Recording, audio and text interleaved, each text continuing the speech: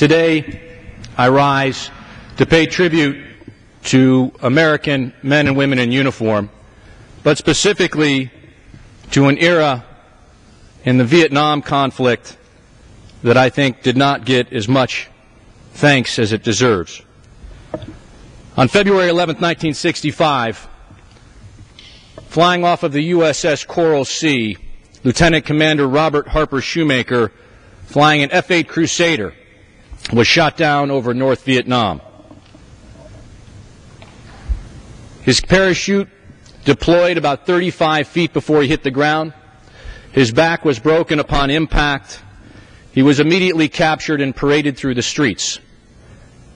They took him to what became known at that time as the Wallow Prison. This was going to be the main facility that would house POWs over the next several years. This prison was then dubbed by Commander Shumaker as what we know it today as the Hanoi Hilton.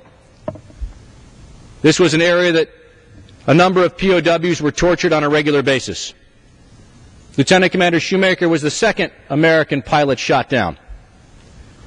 At that point in time, it was somewhat of a blessing because the news media actually got pictures and was able to send word back to his family that he was indeed alive.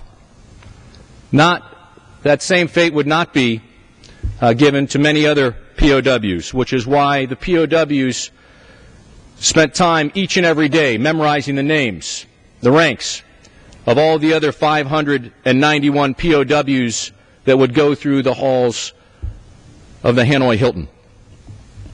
The Hanoi Hilton wasn't the only prison, however.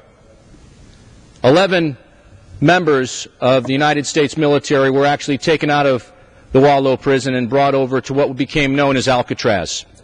This became known as the Alcatraz 11. These were considered by the North Vietnamese to be the 11 greatest threats to camp security.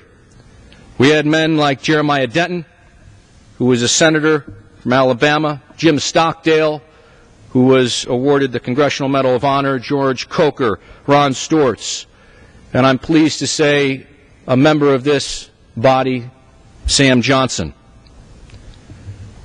In Alcatraz, these men spent literally years in solitary confinement in a 3 by 9 foot box with a single light bulb, which was kept on all the time. They were tortured on a regular basis if they were caught communicating. Lieutenant Commander Shumaker was actually known amongst his peers as the great communicator. They devised a tap code earlier. The tap code, which would become now famous for those going through POW training, survival training. There was a 5 by 5 box, starting in the top row, A, B, C, D, E. They cut out K so they could have an even 5 by 5 box. They would communicate unbelievable volumes of knowledge. Commander Shumaker actually taught French through the walls to Sam Johnson. In that solitary confinement, again, if they were caught communicating, they were tortured, so there was a reluctance to communicate. But that's how they kept themselves alive. That's how they exercised the one most important muscle out there, and that was their brain. Just a couple days ago, Mr. Speaker, marked the 39th anniversary of their release, February 12, 1973.